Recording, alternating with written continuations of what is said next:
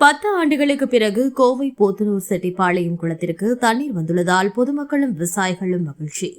கோவை போத்தனூர் செட்டிப்பாளையம் பகுதியில் உள்ள குளத்திற்கு கடந்த 10 ஆண்டுகளுக்கு மேலாக தண்ணீர் வரத்து இல்லாததால் வெறும் மழையை நம்பி மட்டுமே அதன் சுற்றுவட்டார பகுதிகளைச் சேர்ந்த விவசாயிகள் விவசாயம் செய்து வந்தனர். மேலும் நிலத்தடி நீர்மட்டமும் வெகுவாக குறைந்து காணப்பட்டதால் தண்ணீர் பஞ்சம் ஏற்பட்டது.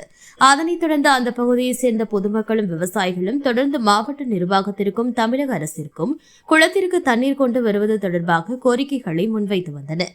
இந்த நிலையில் தற்போது அரசாங்கம் சார்பில் குழாய் மூலம் குளத்திற்கு தண்ணீர் கொண்டு வரப்பட ஏற்பாடு செய்யப்பட்டு தற்போது குளம் வேகமாக நிரம்பி வருகிறது.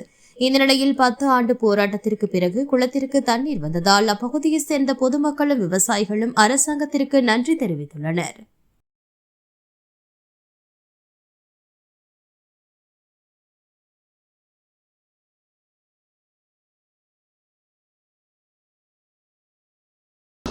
கடந்த 10 ஆண்டுகளாக போராடி ஒட்டுமொத்த விவசாயிகளின் நம்பிக்கையை வீண் போகாமல் நமது காடு குட்டைக்கு தண்ணீர் கொண்டு வந்து சேர்த்த அனைத்து உறுப்பினர்களுக்கும், வேலை செய்த அனைத்து டிபார்ட்மெண்ட் உறுப்பினர்களுக்கும் மனமார்ந்த நன்றியை தெரிவித்துக் கொண்டு இப்பொழுது தண்ணீர் நமது காடு குட்டையில் மிக பிரமாதமாக விழுந்து கொண்டிருக்கிறது. தொடர்ந்து இதுபோல் வந்தால் விவசாயிகளின் வாழ்வாதாரம் மேலும் மேலும் அதிகரிக்கும். அனைவரும்